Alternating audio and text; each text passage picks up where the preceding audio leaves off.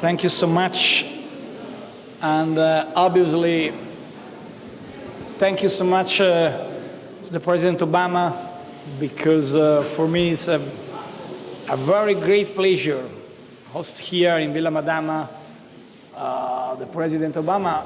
All Italian journalists know very well President Obama is not only a president of the United States, obviously, but for me and for my team, source of inspiration and model. And so for this reason, I particularly appreciated this opportunity of meeting. And now I speak in Italian, and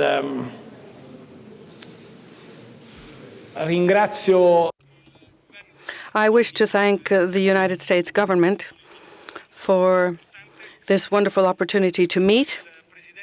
I wish to thank President Obama because I think that today's dialogue not only confirms the fact that there is a great friendship and a great partnership between our two countries, but it also confirms the fact that considering the crises that we have to face up to, the role of the United States and Europe and Italy is to be a beacon. We have to safeguard common values and ideals. So cooperation and partnership embrace important international issues and everyday issues. I'm happy to say that President Obama has taken a bit of time, will be taking a bit of time to visit some of our monuments and historical places here in Rome, and hopefully Ambassador John Phillips has prepared some wonderful Italian meals for him. And I'm sure he'll have a taste of the excellent quality of life in this 1.5 days that he'll be spending in our country. And when it comes to Italian lifestyle, I think that next year's meeting in Milan at the Expo 2015 is going to be of utmost importance. We're talking there about food, the environment, innovation, and that, of course, is all part of our way of living. And it'll be a wonderful opportunity for Italy to host countries from all over the world. I wish to thank the President of the United States of America for what he said yesterday in Brussels. The great challenge that's been thrown out in the relationship between the U.S. and the European Union is a fascinating challenge. I do think that in Europe we need reforms, but we also need more growth. I think that Europe must be the place where politics will give hope back to our families. We spoke today during our meeting, and the President said this in his address yesterday. Our grandfathers had to fight for Europe.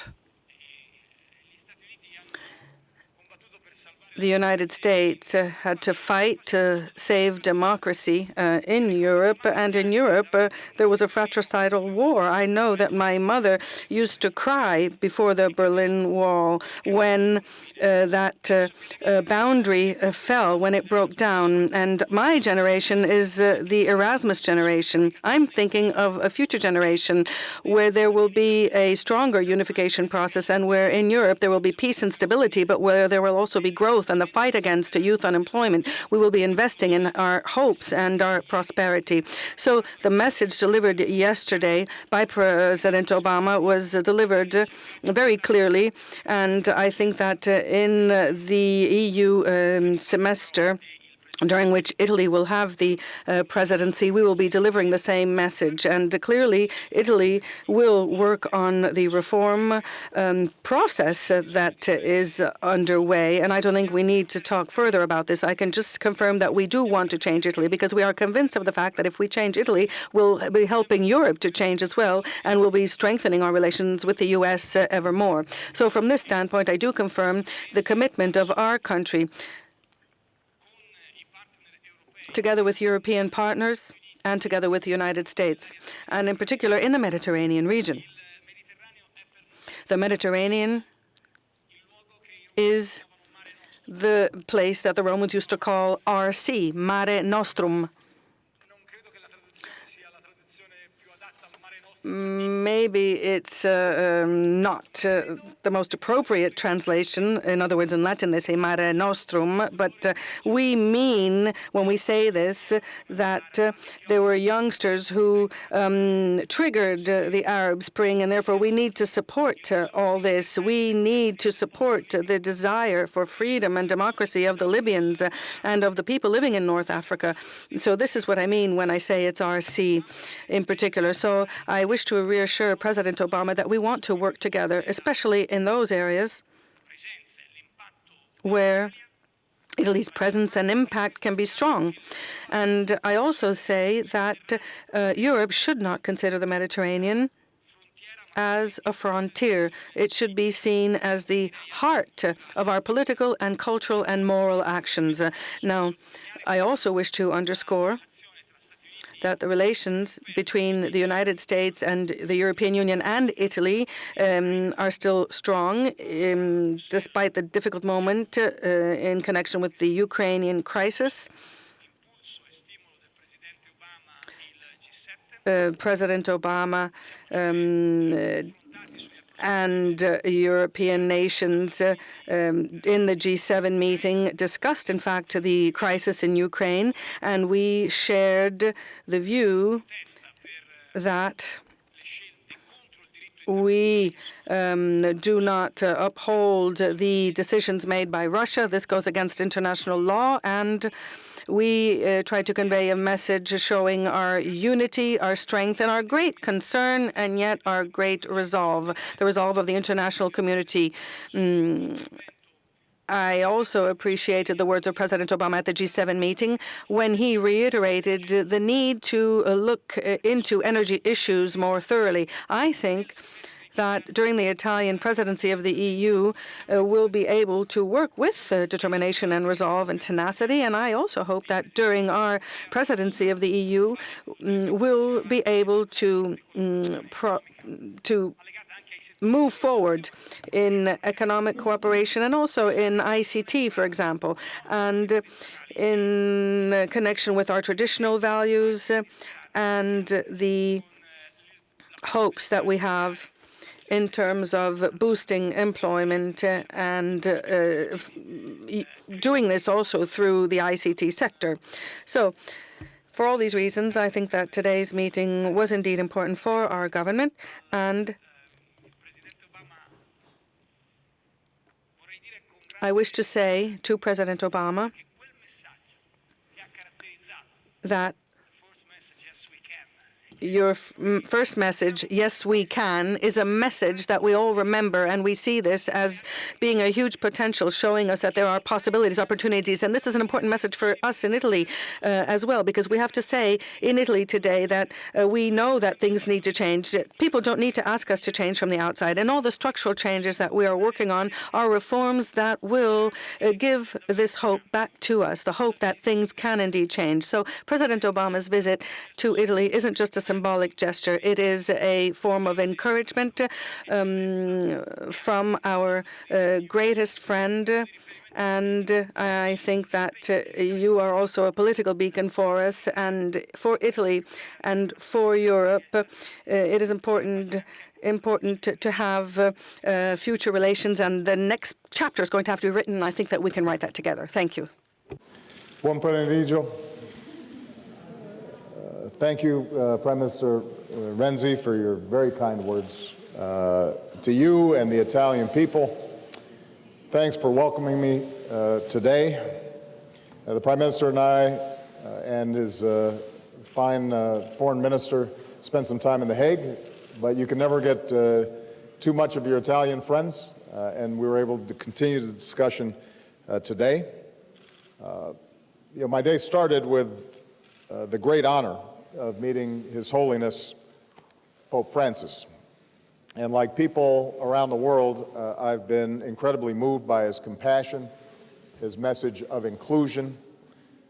I was grateful to have the opportunity to speak with him about the responsibilities that we all share to care for the least of these, the poor, the excluded.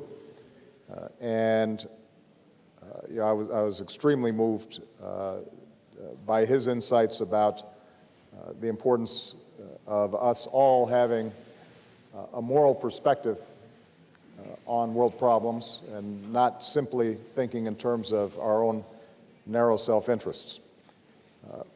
Of course, it's wonderful to be back in Rome, one of the truly great cities of the world. I should point out, though, that while this is our first official bilateral meeting, I already had the chance to welcome Matteo Renzi to the White House. He came a few years ago as part of a group of mayors, back when he served as the mayor of Florence, El Primo Cittadino. And I look forward to the opportunity to welcome the Prime Minister back, this time as Prime Minister. I also want to say that I had a wonderful meeting with my good friend, President Napolitano. And I think that Italy is lucky to have such an extraordinary statesman to help them guide the country through some challenging times.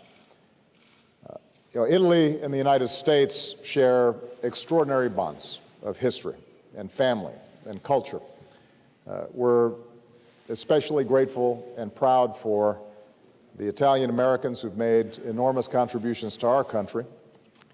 Italy is one of our closest allies. Our partnership is one of the strongest links binding Europe and the United States together. And I've made clear throughout this trip that our partnership with Europe is the foundation of America's engagement in the world. It's a cornerstone of our security policy. So I appreciated the opportunity to consult with the Prime Minister on a wide range of issues. On a more personal level, I want to say that I've just been impressed by the energy and vision that Matteo is bringing to his position. There's a seriousness and ambition of ideas, and I think the spirit and the energy of the Italian people has the opportunity to be unleashed in a way that will be good for Italy, but it will also be good for Europe. And so it's wonderful to see this new generation of leadership coming to the fore. As the Prime Minister indicated, we focused on the situation in Ukraine, something I've been talking about over the last 3 days. And we continue to see international unity in the face of a violation of international law and Ukraine's territorial integrity. The IMF's announcement today that it reached a preliminary agreement with Ukraine on a loan program is a major step forward. This significant package of support is going to help Ukraine stabilize its economy and meet the needs of the Ukrainian people over the long term, because it provides the prospect for true growth. It'll require some structural reforms, but it also means that Ukraine can go on a path that countries like Poland have been able to embark on and seen incredible growth over the last several years. It's also going to reinforce democratic reforms, and it should help unlock some $27 billion in international support for Ukraine. So it's a concrete signal of how the world's united with Ukraine as it makes tough choices at an incredibly difficult time. And Ukraine's leaders can show considerable courage and foresight by making the reforms that will help them grow their economy, leave behind the corruption of the past. And today I want to call on the United States Congress to make sure that the United States does its part with an economic assistance package that helps support the Ukrainian people as they move forward. As NATO allies, the United States and Italy are going to uphold our solemn obligation to the security of our allies. As G7 partners, our decision to move ahead with our summit in Brussels without Russia is an example, a signal of Russia's growing isolation. The sanctions that the United States and the European Union have imposed will continue to grow if Russia doesn't change course. But as I said yesterday in Brussels, we are continually hopeful that Russia walks through the door of diplomacy and works with all of us to try to resolve this issue in a peaceful way. And we will continue to coordinate closely with Italy and our other European partners throughout this crisis. I thanked the Prime Minister as well as President Napolitano for Italy's commitment to NATO. Italian forces have served admirably in Afghanistan, where Italy is one of our largest contributors to the coalition, in Kosovo, where Italians command the NATO force. I would add that Italy both commands and contributes a large number of peacekeepers to the UN force in Lebanon. And at the Nuclear Security Summit this week, we announced the complete removal of Italy's excess highly enriched uranium so it can be eliminated. And this was a critical step in our work to make sure that dangerous materials don't fall into the hands of terrorists. And it's one more example of Italian leadership across the board. We discussed the need to boost economic growth on both sides of the Atlantic so that we're creating jobs for our people, especially young people. And that's why, in addition to the kinds of steps that the Prime Minister has outlined and he plans to pursue internally, we have an opportunity also to move forward with a transatlantic trade and investment partnership that can actually boost growth and investment, not just for large, but also for small and medium-sized businesses on both sides of the Atlantic. I commended Prime Minister Renzi for his efforts to make it easier for Italian companies to hire more workers and to make the Italian economy more competitive. And I know that a lot more remains to be done. There are going to be tough choices, but as Italy moves forward and makes the hard decisions, the United States will continue to stand with you. Finally, we discussed some broader global issues. Italy played a critical role in the NATO air campaign to protect the Libyan people 3 years ago. We're now going to be working together to make sure that they can develop the security forces that can restore order to Libya and make sure that they have a government that is actually serving the Libyan people. The entire world appreciates the vital role that Italy will play in the international effort to destroy Syria's chemical weapons. It's an Italian port where chemicals from Syria's stockpiles will be unloaded and transferred to U.S. ships for elimination. And this is another example of how we work together, not just for ourselves, but for the world. And we are looking forward to being back in Italy, in Milan, hosting the World, or being part of the World Exposition next year that Italy is hosting. I'm proud to announce today that the United States will participate in the Expo, and together with our partners, we're going to put together an outstanding USA pavilion that showcases American innovation to improve agriculture and nutrition and the health of people around the globe. I know the Milan Expo is going to engage and educate the world as only Italy can, and I will tell you that I already have some volunteers from my staff who want to go and really make sure that the Expo goes smoothly. I suspect that some restaurants and shopping may somewhere be in their agenda. So, Mr. Prime Minister, thank you for your friendship and your leadership. I'm confident that together we can build on the progress that we've already made, and I'm even more confident that the bonds between our two nations will continue to grow, rooted in the enduring friendship between our two peoples. So, molte grazie. Grazie. Thank you so much, Mr. President. Thank you so much also for the shopping and the food is absolutely important for our economy. So, 4 questions, okay? Before America. Ok, TG1, so che c'è il TG1, bene? Channel 1 News. Channel 1 News, good afternoon. Prime Minister Renzi, you said a moment ago that you are committed to creating a new Europe with less austerity and more growth, less bureaucracy, and we have to be closer to the people. Now, is there an American model to be followed here? Are you asking the U.S. to support that? Support this effort by Italy to change, to modify the European policies in the economic field? And what kind of Europe would you like to see for a better cooperation in the economic field and also in the defense field, which you mentioned yesterday? Thank you. Il primo sforzo Italy's first effort is going to be to change Italy. Italy doesn't have alibis any longer. Italy mustn't think that its own problems and its opportunities will come from the outside, from Europe or the U.S. We have to change ourselves. We are a great country, and we are able to change. We have to reduce our oppressing bureaucracy. We have to reduce, downsize our political class and the costs, and we have to work on our labor market because our international investors have to know that this is a great place for their ideas and their businesses to grow. So this is why we say to Italians and to all our fellow citizens that we shouldn't be looking for an excuse. Nobody's going to do this from the outside. We have to change ourselves from within. And of course, if we have that credibility which is needed, if we believe in ourselves, then Europe is going to have to focus more on growth and less on bureaucracy. I think that this is how it should be, and I spoke to Angela Merkel, François Hollande, Dave Cameron about this. We will be discussing this during our semester of presidency. So can the U.S. be a model? You asked that. Of course. Over the years, under the leadership of President Obama, the United States has chosen an ambitious course.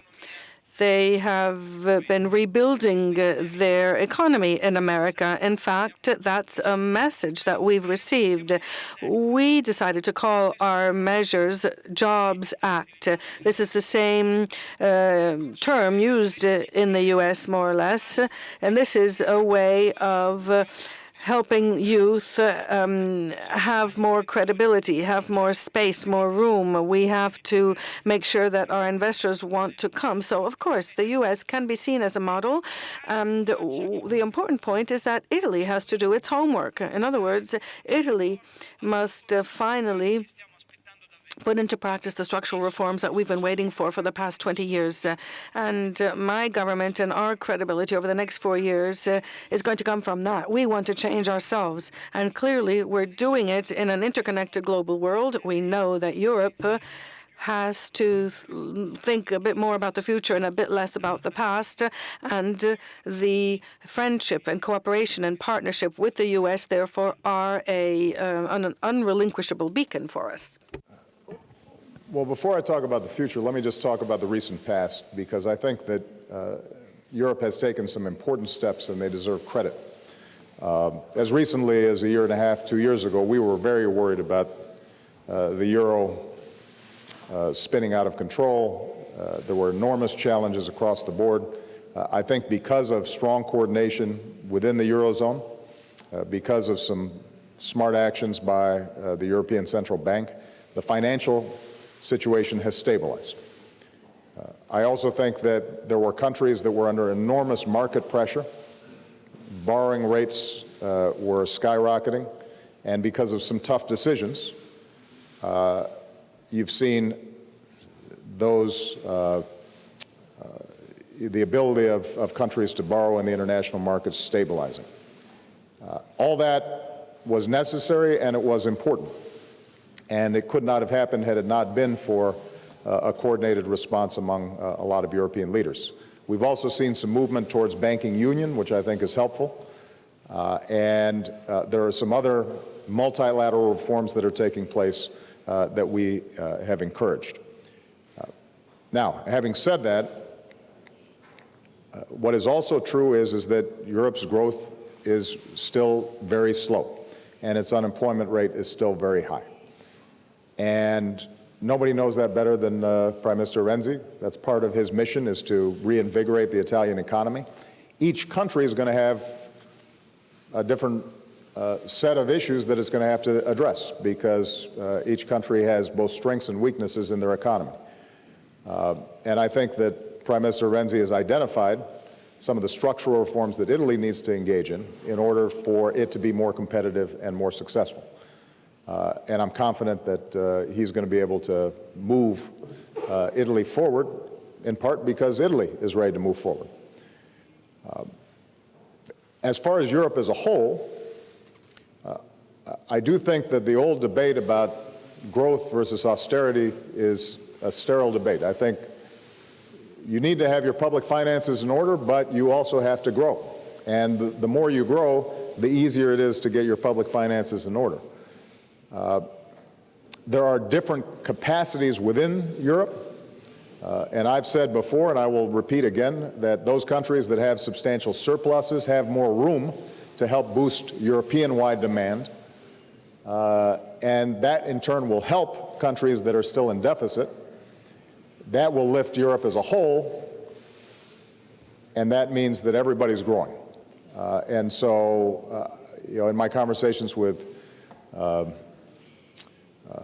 President Barroso and Van Rompuy yesterday at the European Union, I encouraged them to continue to identify ways in which countries with surpluses can do more to boost demand while still being prudent about their public finances.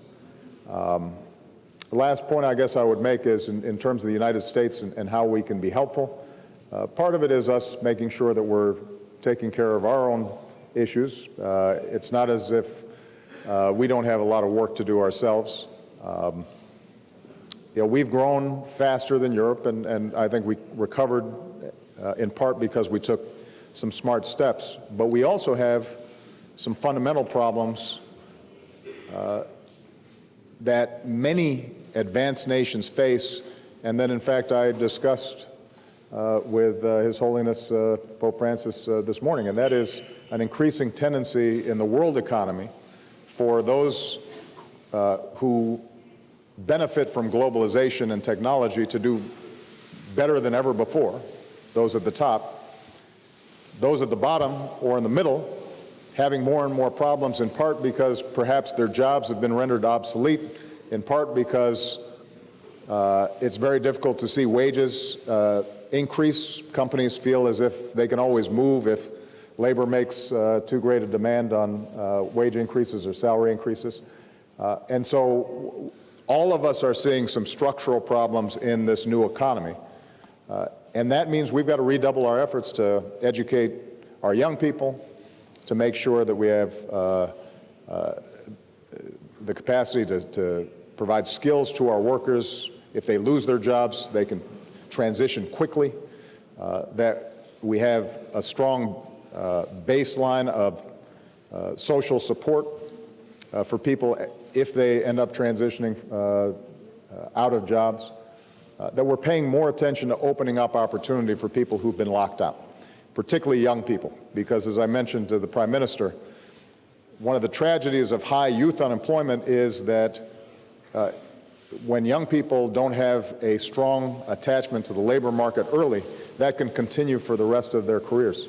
And they never fully recoup what's lost in terms of their potential earnings and their ability to advance in the labor market. And so we can't afford to have years and years of young people who are drifting, working part-time, not able to develop the kinds of careers and skills that will allow them to succeed in the future. That has to be a priority, and I know Prime Minister Renzi is focused on it. Jim Acosta, CNN.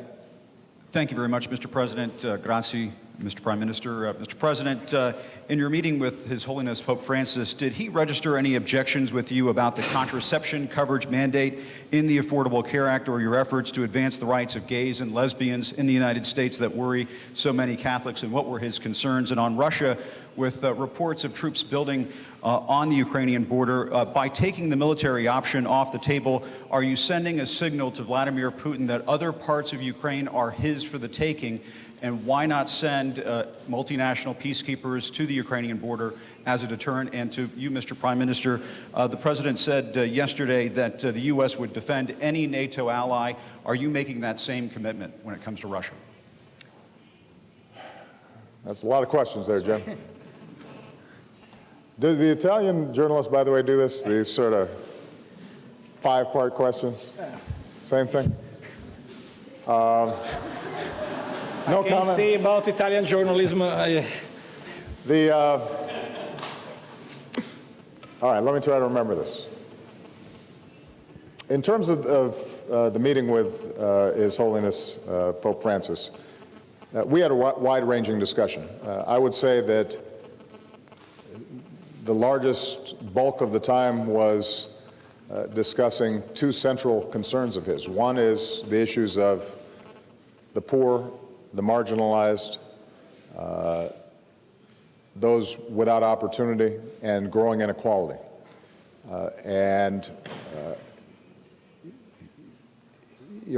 Those of us as politicians have the task of trying to come up with policies to address issues. But His Holiness has the capacity to open people's eyes and make sure they're seeing that this is an issue. And he's discussed in the past, I think, the dangers of indifference or cynicism when it comes to our ability to reach out to those less fortunate or those locked out of opportunity. And then we spent a lot of time talking about the challenges of conflict and how elusive peace is around the world. There was some specific focus on the Middle East, where His Holiness has a deep interest in the Israeli-Palestinian issue, but also what's happening in Syria, what's happening in Lebanon, and the potential persecution of Christians. And I reaffirmed that it is central to U.S. foreign policy that we protect the interests of religious minorities around the world. But we also touched on regions like Latin America, where there's been tremendous progress in many countries, but there's been less progress in others.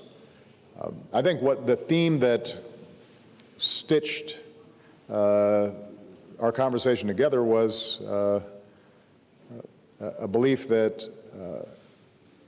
in politics and in life, the quality of empathy, the ability to stand in somebody else's shoes and to care for someone even if they don't look like you or talk like you or share your philosophy, that's critical. It's the lack of empathy that makes it very easy for us to plunge into wars. It's the lack of empathy that allows us to ignore the homeless on the streets. And obviously, central to my Christian faith is a belief in treating others as I'd have them treat me. And what's, I think, created so much love and excitement for His Holiness has been that he seems to live this and shows that joy continuously. In terms of domestic issues, the two issues that we touched on, other than the fact that I invited and urged him to come visit the United States, telling him that people would be overjoyed to see him, was immigration reform. And, as someone who came from Latin America, I think he was very mindful of the plight of so many immigrants who are wonderful people working hard, making contributions. Many of their children are U.S. citizens, and yet they still live in the shadows, in many cases have been deported and are separated from families. I described to him how I felt that there was still an opportunity for us to make this right and get a law passed. And he actually did not touch in detail on the Affordable Care Act. In my meeting with the Secretary of State, Cardinal Pentolin, we discussed briefly the issue of making sure that that conscience and religious freedom was observed in the context of applying the law. And I explained to him that most religious organizations are entirely exempt. Religiously affiliated hospitals or universities or NGOs simply have to attest that they have a religious objection, in which case they are not required to provide contraception, although the employees of theirs who choose are able to obtain it through the insurance company. And I pledge to continue to dialogue with the U.S. Conference of Bishops to make sure that we can strike the right balance, making sure that not only everybody has health care, but families and women in particular are able to enjoy the kind of health care coverage that the ACA offers, but that religious freedom is still observed. There was a third question? What was that? The third? Okay, that's right, Russia. Okay, I remember.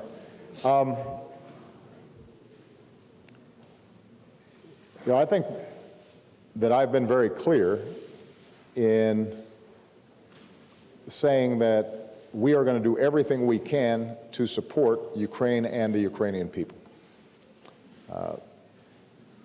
But I think that it's also important for us not to promise and then not be able to deliver. There are ways for us to hopefully influence Russian decision-making, and one of the most important things that we can do on that front is ensure that the Ukrainian government is stable, that its finances are stable, and that elections go forward as currently scheduled so that we have a legitimate, strong, representative, inclusive government with an economic program that it is implementing and carrying out.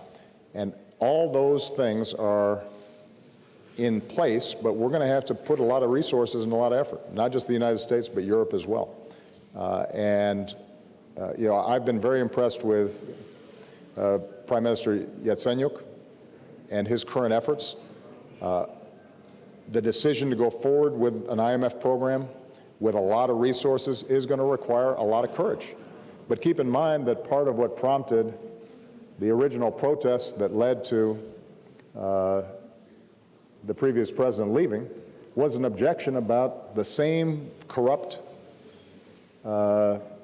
practices, an economy that was completely inefficient, that had led to a situation in which Poland's GDP had skyrocketed and the Ukrainians had plummeted when they started off at the same place just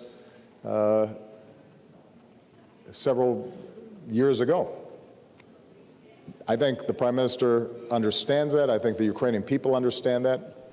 It'll require some tough decisions, but, Prime Minister Renzi is also making tough decisions. We've had to make some tough decisions. That's the nature of political leadership, and I think that's what the Ukrainian people are seeking, is a better future, even if it requires some short-term changes to business as usual. The question for me is more clear, and the answer is easy. Yes. Yes, because I think that the crisis in Ukraine is a very bad situation. But the reaction of European Union and the United States is a reaction with one voice, not different ways, one voice. And for this reason, I think the statement of G7 in Brussels and the decisions for the future are decisions very important for Italy, and we are absolutely committed in this direction. Ansa. Buonasera, confesso subito che Let me confess that I'll probably have more than one question myself. I'll be quick. President Obama, you said you're concerned with regard to defense cuts in NATO countries, because you said that freedom doesn't come without a cost. But Europe is coming out of a very hard crisis, difficult crisis, and we know that we need austerity in many sectors, including defense.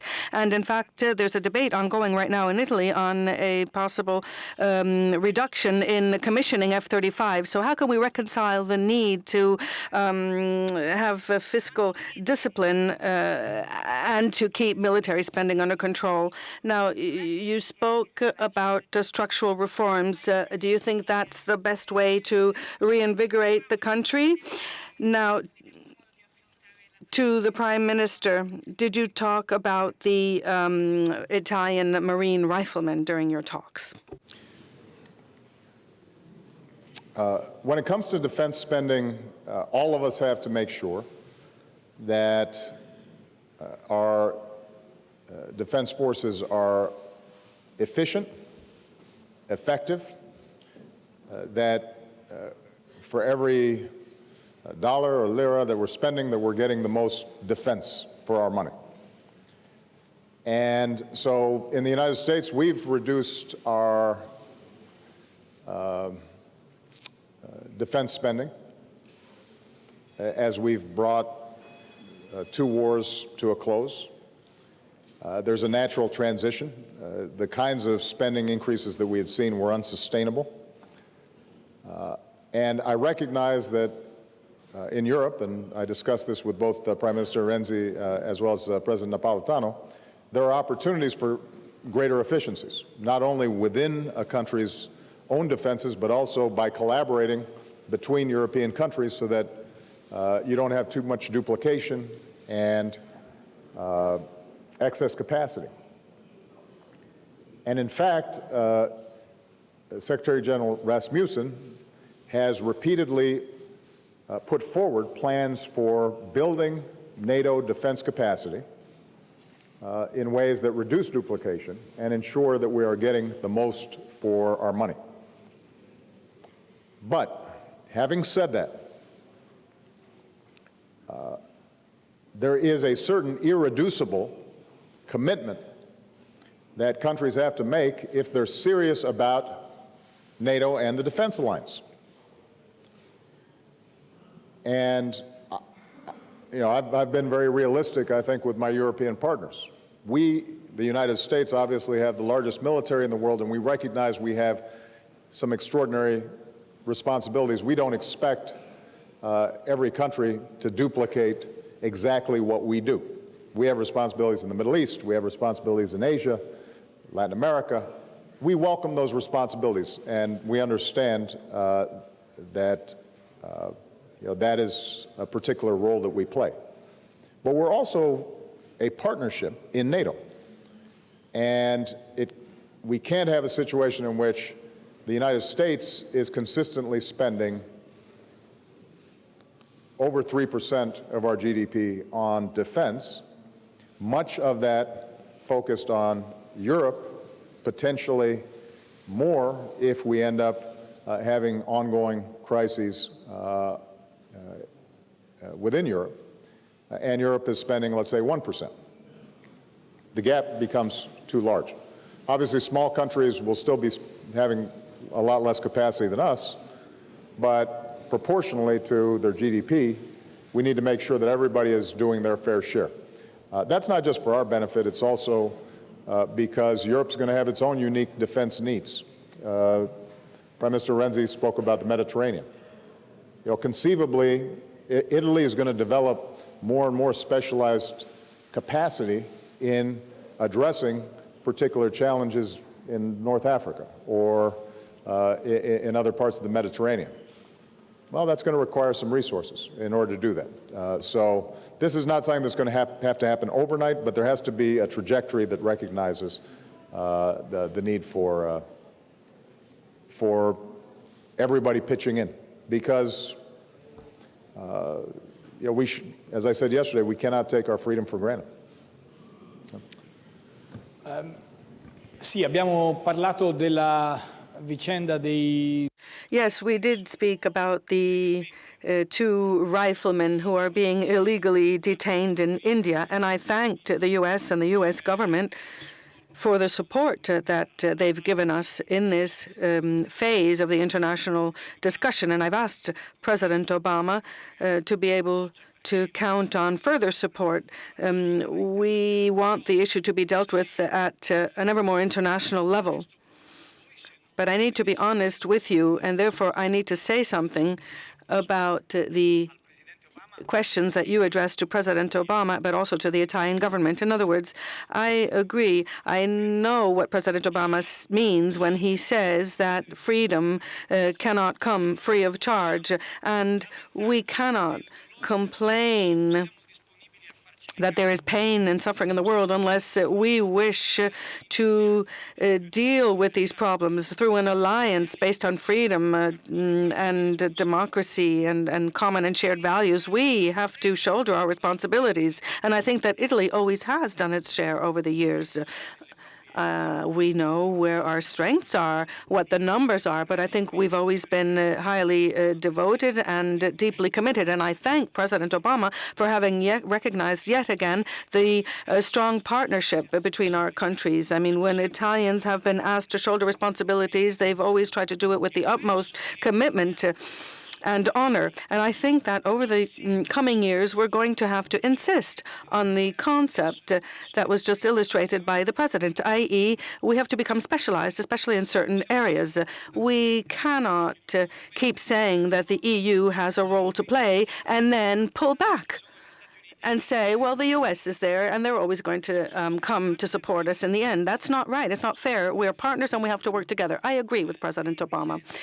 Now, the issues, and the President said quite rightly, pertaining to efficiencies and making our system more efficient.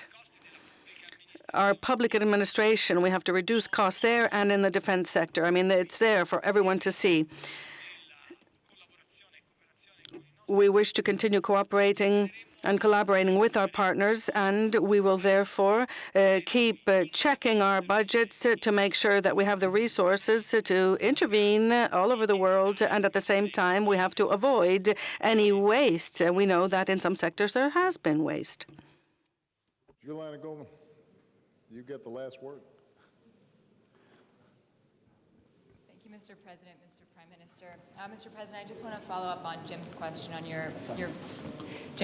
your meeting with the Pope today. Do you think some of the schisms that he referenced on social issues would stand in the way of you and Pope Francis collaborating or forming a strategic alliance to tackle income inequality? And then on Russia, you've said that there are costs of further sanctions on the global that would affect the global economy. How would U.S. companies with interests in Russia and Americans as a whole feel those costs? And Mr. Prime Minister, President Obama on this trip has said that Europeans need to step up when it comes to confronting Russia and also supporting Ukraine. But given the fragile recovery here in Italy, can Italy really step up, or does it need to step back? And are you concerned that Congress's failure to approve additional IMF reforms would prevent the U.S. from stepping up enough? Thank you. First of all, I just want to make clear, maybe it wasn't clear from my answer to Jim, that we actually didn't talk a whole lot about social schisms in my conversations with His Holiness. In fact, that really was not a topic of conversation.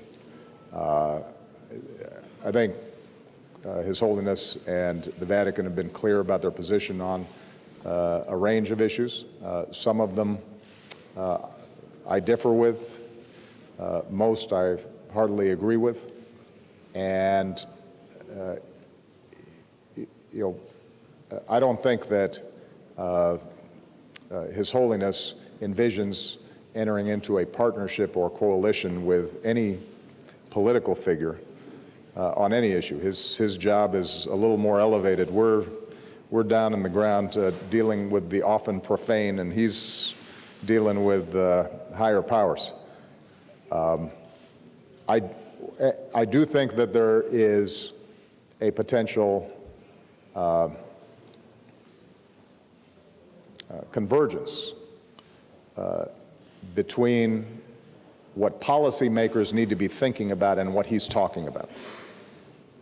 I think he's shining a spotlight on an area that's going to be of increasing concern, and that is reduced opportunities for more and more people, particularly young people, who, by the way, have more and more access to seeing what's out there and what's possible, because they have access to the internet, or they have access to other media, and they see the inequality, and they see themselves being locked out in ways that weren't true before, and that's true internationally, not just within countries. And so for him to say that we need to think about this, we need to focus on this, we need to come up with policies that provide a good education for every child and good nutrition for every child and decent shelter and opportunity and jobs. You know, he's not going to get in the details of it, but he reminds us of what our moral and ethical obligations are. It happens also to be good at economics and good national security policy. Countries are more stable. They're going to grow faster when everybody has a chance, not just when a few have a chance. So he's hopefully creating an environment in which those of us who care about this are able to talk about it more effectively. And we are in many ways following not just his lead, but the teachings of Jesus Christ and other religions that care deeply about the least of these. With respect to Russia, what was your question? You guys asked me too many questions. I can't remember them all. Oh, U.S. companies. Well, this probably converges with the question you asked Prime Minister Renzi. We have not yet taken steps that would target entire sectors of the Russian economy, like finance or military sales or energy. But what we are doing, in consultation with our allies, is to work through each of those sectors and look at what kinds of sanctions potentially could have a powerful impact. None of them, to have a powerful impact on Russia, are going to have zero impact on us because Russia is part of the world economy. This is part of the reason why I said yesterday we're not looking at a possible return to the Cold War. The economies have changed, the politics have changed. Russia's not leading an ideological bloc that's opposed to the world economy. Gazprom is listed on world markets, and everybody owns a piece of everything. So there will be some impact. Hopefully, we can design sanctions that minimize the impact on U.S. companies or Italian companies and maximize the impact on the narrow set of interests in Russia that help drive the decisions that they're making. But those are highly technical. That's the work that's being done right now. Even better, hopefully we don't have to use them because Russia decides that they should take the wiser course and accept the offer of the international community and the Ukrainian government to try to resolve this in a peaceful and lawful way. We reaffirm our commitment very clear, and we stay strong and very determined with our partners, and so there are values in our country. The first value is not money. The first value is the ideal of democracy and freedom. Ma mi faccia dire in italiano però.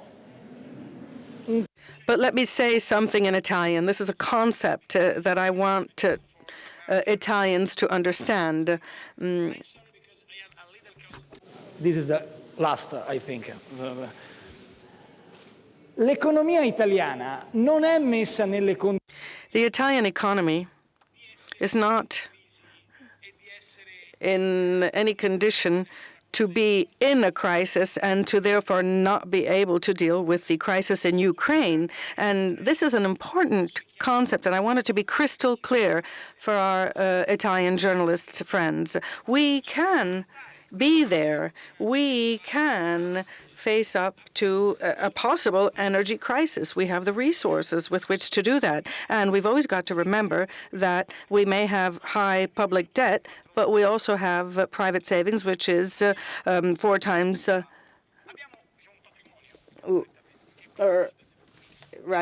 public debt. And we have a primary surplus. We've had this over the years at a constant level, and our economic growth statistics don't make us the Cinderella of Europe and international institutions. So we have to supersede this thinking, and it isn't only a question of making these economic and financial calculations. When, during the Second World War, our American friends came to fight in this country, they didn't do it for economic reasons. And when I was the mayor of Florence, I went every year to the cemetery, which is one of the most impressive places because of the silence. The U.S. cemetery there were so many families who've lost their young American soldiers, and they lost their lives to defend the values and freedom in our country, a country that perhaps they had never even visited. Now, I don't think that that's a question of economic calculation or cost, you see, and therefore I would ask our friends in the Italian press to realize that the data that we are working with in the Ukraine crisis and in the crisis with Russia aren't only based on economic considerations. And this is why the relations and our friendship with the United States of America have trade implications. And I think that during the European semester of presidency, we have to come to an agreement. Hopefully we'll manage to do this. And maybe it'll come in 2015 if we don't manage to do it during the Italian presidency. So I was saying we come to an agreement on the trade agreement with the United States. But what I'm trying to say, and this is why I wish to thank President Obama, is that there are shared values. In just a moment, President Obama will be making a private visit in some of the most beautiful places in Rome, extraordinary places. Those beautiful and extraordinary places in Rome are, well, if they had been created today, there would have been some bureaucrats saying, no, we're spending too much money, we're not creating the right thing. Those are places of beauty, you see, that have a huge impact, of huge importance, and those are the places that don't make our country an economic superpower, but a cultural superpower. So with the same kind of commitment with which we defend our past, we wish to build our future together with our allies. So I think we have to be a bit bolder, a bit more enthusiastic, and if you don't mind my saying this, we need to be a bit more ambitious, because I think that today, Italy needs to start dreaming bigger than it has up to now. Thank you.